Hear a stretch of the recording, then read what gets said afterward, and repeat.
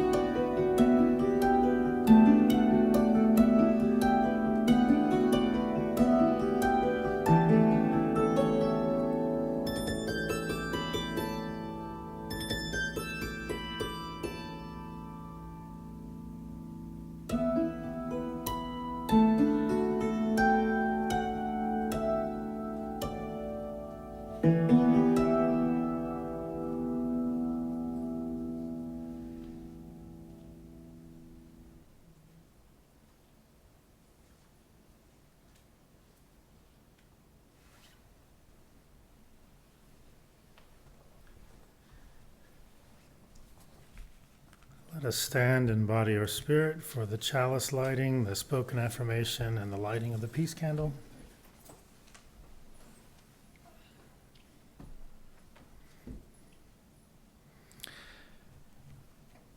We light this chalice for the web of life which sustains us, for the sacred circle of life in which we have our being, for the earth, the sky above and below, and for our Mother Earth, and for the mystery.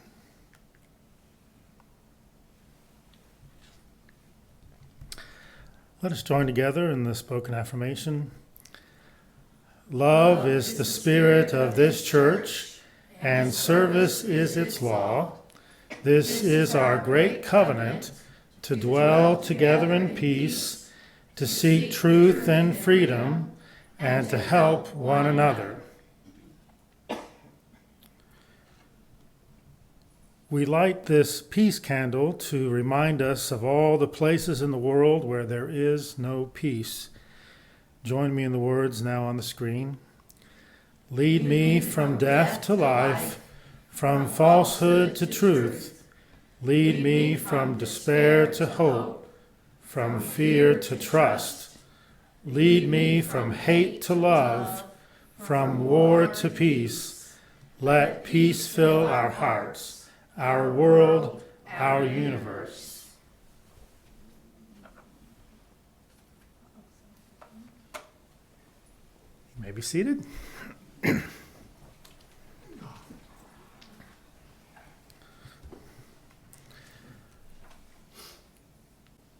Our opening thought comes from Jason W. Moore from his work, The Capitalocene,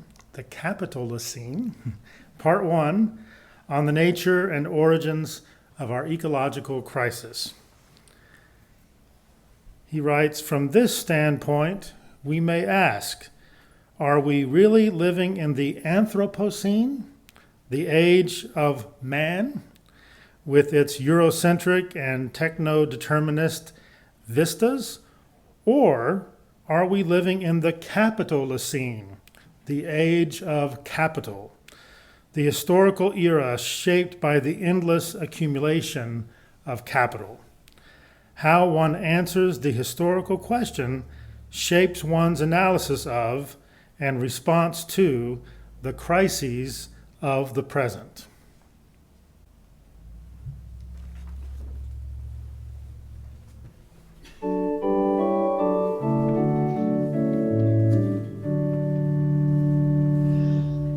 Touch the earth, reach the sky, walk on shores while spirits fly, over the ocean, over the land, our faith a quest to understand.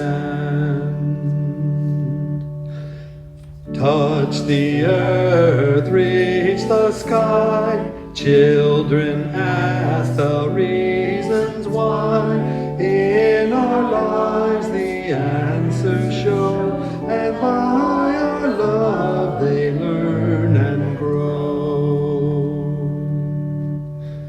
Touch the earth, reach the sky, all are born and all shall die. Life's the time left in between, to follow a star, to build a dream. Touch the earth, reach the sky, hug the laughter, feel the cry.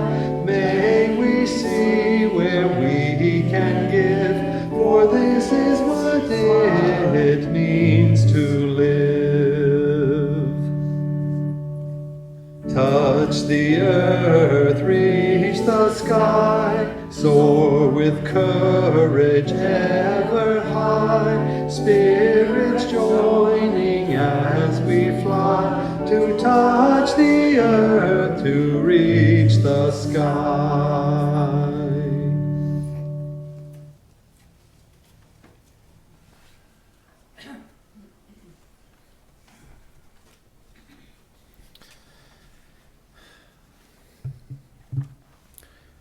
Our first reading comes from Jörg Rieger, Theology in the Capitalocene, Ecology, Identity, Class, and Solidarity. Rieger writes, nature and labor are among the 7 cheap things on which the history of the present-day world rests, along with cheap money, care, food, energy, and lives. And also the labor of slaves, both past and present, and the reproductive labor of women provide the most severe examples of these dynamics, as these forms of labor have often been more closely identified with nature than with productive labor, and therefore have gone mostly unpaid. Here, exploitation and extraction meet, and both continue to increase under the conditions of neoliberal capitalism with no end in sight. In the process, capitalism keeps transforming the globe. No part of the so-called natural environment is left unaffected, and hardly any place in the world is left untouched by its reach.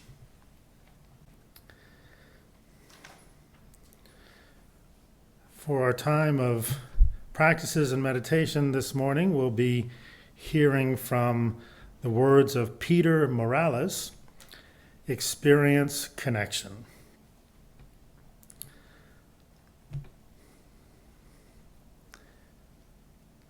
Let us take a breath in and out.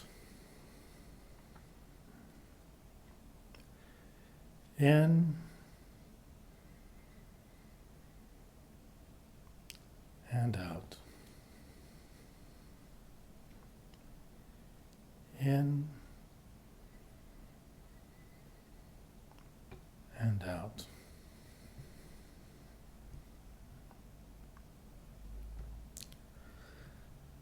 What does deep spirituality feel like to you?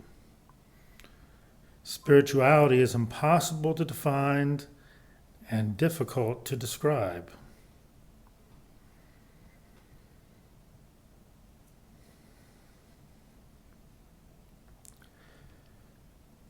For me, it feels like connection.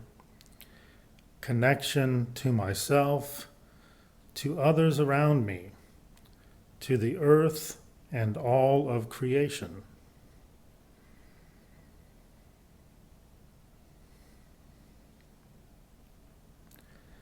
Connection to myself feels like deep peace, awareness, calm, authenticity.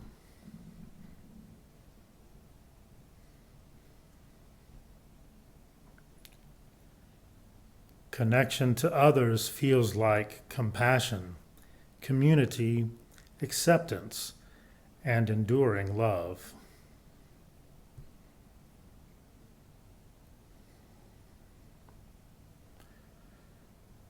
Spirituality is not an idea, it is an experience.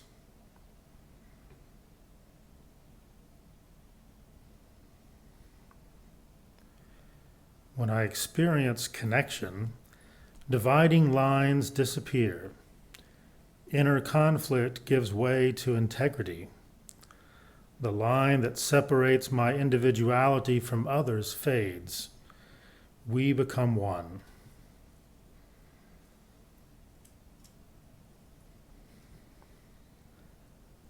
I find connections with my deepest self in times of solitary practice and reflection.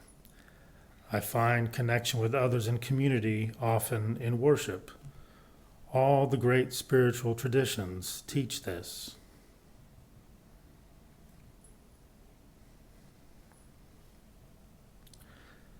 Today, the connection with creation, with the earth and the cosmos, may be the most difficult.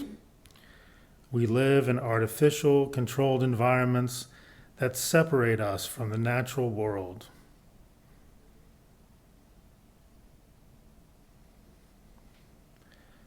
More than humans in any other time, we live separated from the natural world, the world from which we emerged and that sustains our lives.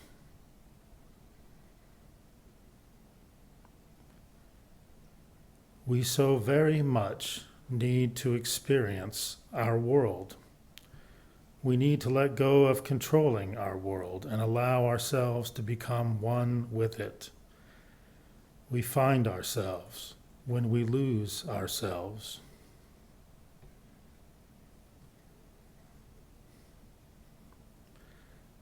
May we connect, really connect.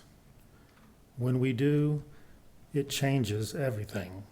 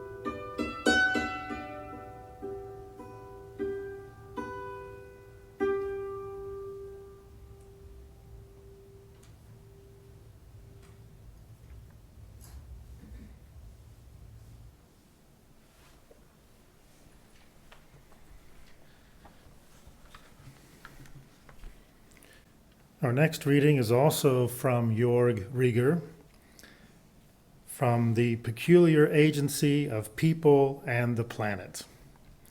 Rieger writes, "The common descriptor of the current age, the Anthropocene, found across various academic disciplines, signals the problem. A closer look at the relevance of capitalism for our topic suggests a change of terminologies.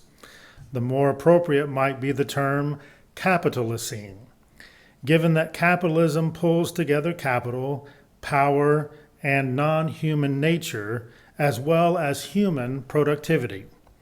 Blaming humanity as a whole, or some generic notion of Western consumerism for climate change and ecological destruction, misses substantial flows of power that determine our age. The same would be true for blaming religion as such, or blaming all the sciences, natural or social."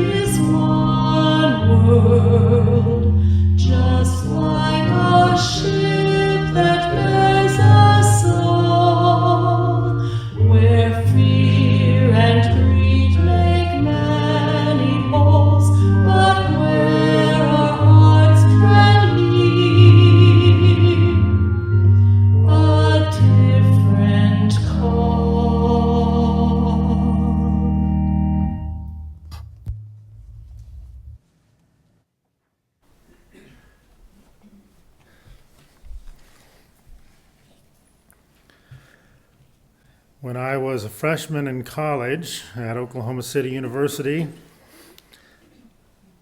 my very first semester, I had an 8 a.m. class, 4 days a week. I was not a morning person. Dr. Jones was the professor. The class was Introduction to Biblical Literature. And almost every morning, Dr. Jones would start out by saying, in a fairly high-pitched voice that I cannot imitate, "The word for today is," and he would put a new word. He'd say, "Put this in your vocabulary list." He'd put it on the board and talk through it a little bit, and that would be the word that would stick in our mind from that day. And oftentimes, those words would end up on a vocabulary quiz in his tests. I remember that this morning because the word for today is Capitalocene, right? Not a word that most of us use in our everyday language. Not a word that's really been in existence for that long, but it's a word that is increasingly being used to describe or to indicate the current era or epoch that we are in. Some have referred to the current epoch, as you could hear from the readings that we looked at today, as the Anthropocene, right? And the root word in Anthropocene is anthropos, which is the Greek word for human. So they refer to our current epoch as the Anthropocene, given the vast impact of humanity on our planet. But some recent scholars are making the argument that it would be more explanatory to understand the age or the epoch that we're currently living in as the Capitalocene, an epoch shaped by capitalism and its extractive and exploitative systems and practices. Their argument is that it is not necessarily some generic humanity as a whole that has contributed to the great problems that we're facing in the world today, but rather it is an economic system and the powers and the persons that most benefit from that economic system that is both extractive and exploitative. Climate change, something we've talked about a number of times before together, it could be argued is the capitalism-induced fever of the planet. And many persons who are talking about the Capitalocene see climate change as the capitalism-induced fever of the planet. They argue that one cannot judge an economic system to be a success that is destroying nature at a faster pace than it can regenerate itself. Capitalism, as an economic system, has treated the corpus of our ecological endowment as if it were interest. We all know what happens over time if you keep eating into the corpus of an endowment. It cannot generate as much interest as it did in the past. And eventually, you eat away at the corpus to the point where it can no longer sustain whatever the endowment was meant to sustain. Technology has bought capitalism some time, but you can't ignore the limits of nature forever and not have real and devastating consequences. Economics must follow the laws of the house. That's what economics means. Eco comes from oikos, house, nomos, law. Economics are the laws of the house, and the earth is the house. The earth is our house. It is not sustainable for humanity to continue to pretend that nature is simply here for us, a commodity to be bought and sold, used and consumed, rather than a community within which to live. Capitalism has commodified and objectified humans.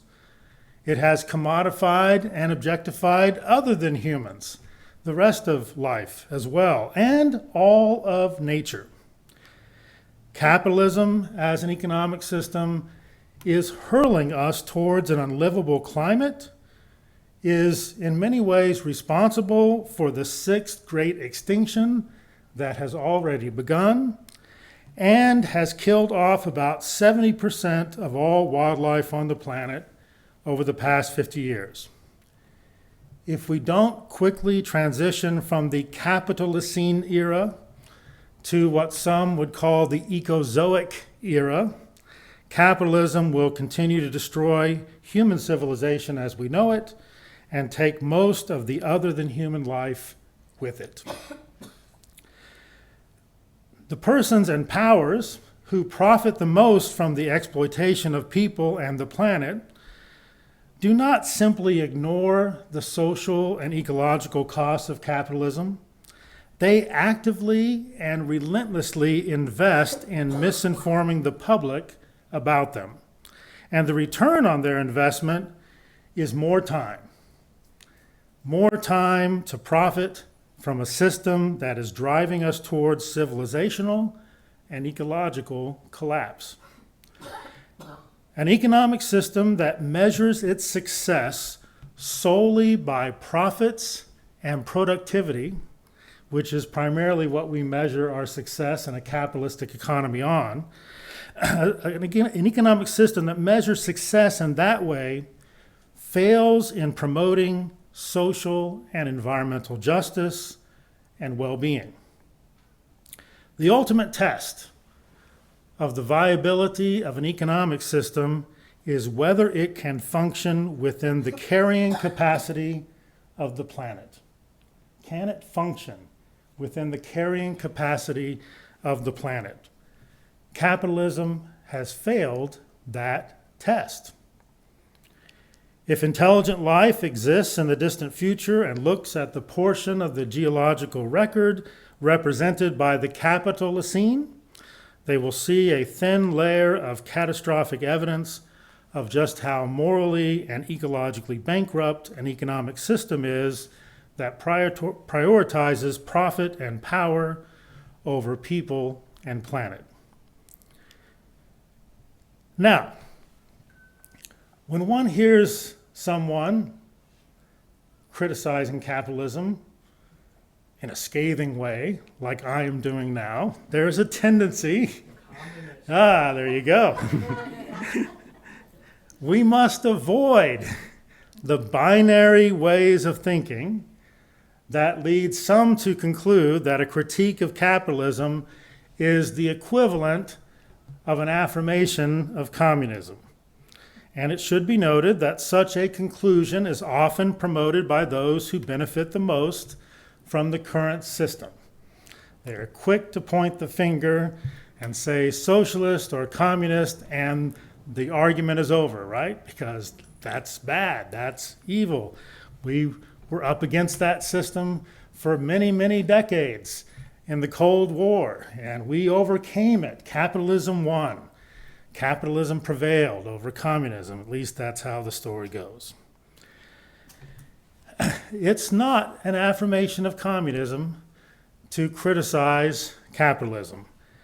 Attempts at implementing communism have proven to exploit people and planet and end up concentrating both political and economic power in the hands of a few to the detriment of the many, thus diminishing human freedom and trending towards totalitarian societies that continue to treat the environment simply as a resource and an object for exploitation. Communist countries have not proven to be ecologically sustainable countries or just countries. The fierce urgency of our social and ecological challenges that we're facing today requires much more collaboration and creativity than the binary thinking of capitalism versus communism can muster. The key question that we need to be asking of our economic system is whether it is regenerative and sustainable for both human and other than human life. That's the key question. What kind of mixture of economic systems we have, or perhaps new ideas and new systems we create, are going to be viable insofar as they are regenerative and sustainable. That may mean we borrow some aspects of capitalism. It may mean that we borrow some aspects of socialism. It may mean that we find more communitarian ways of living into a new economic existence.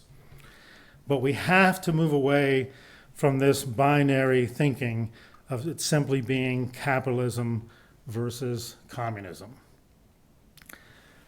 Sadly, and I would say tragically, much of Christianity has been co-opted in the Capitalocene as a source of religious justification for our current economic system, with certain aspects of the Christian tradition being emphasized over others to create an ethos to strengthen the spirit of capitalism, even when it conflicts with the spirit of justice and the well-being of all life. The connection between Christianity and capitalism during the era of the Capitalocene should come as no surprise. No surprise, given that capitalism is the prevailing economic system in countries where the population is primarily Christian or historically primarily Christian. The interests of Christianity are often seen as connected to the political and economic interests of the state, thus contributing to a mutually reinforcing relationship between capitalism and Christianity. And this creates a self-perpetuating cycle of capitalism receiving religious justification from Christianity, while Christianity receives economic benefits from capitalism. And there are so many benefits that certain Christians get from capitalism, right? We see it all around us all the time. This dynamic, this mutually reinforcing relationship between Christianity and capitalism is behind much of the crass Christian nationalism we are witnessing in our society today. One of the most significant tasks for religious communities in our time is for us to disentangle ourselves from an economic system that has proven to be an existential threat to the survival of both human and other than human life on Earth. A system whose only solutions to our social and ecological challenges is more growth on a finite planet. If religious communities are ever to become a force for regeneration, a force for sustainability, we must cease providing religious justification for the economic system that is fueling the fever of our planet, eating into the ecological endowment upon which all life depends. May we find the courage, may we find the wisdom to look for creative and collaborative ways to move beyond the commodification of life and to live and love more fully into the reality that we are all part of the community of all life. At this time, we have an opportunity for giving. You can give at the table, and there's also opportunities to give online.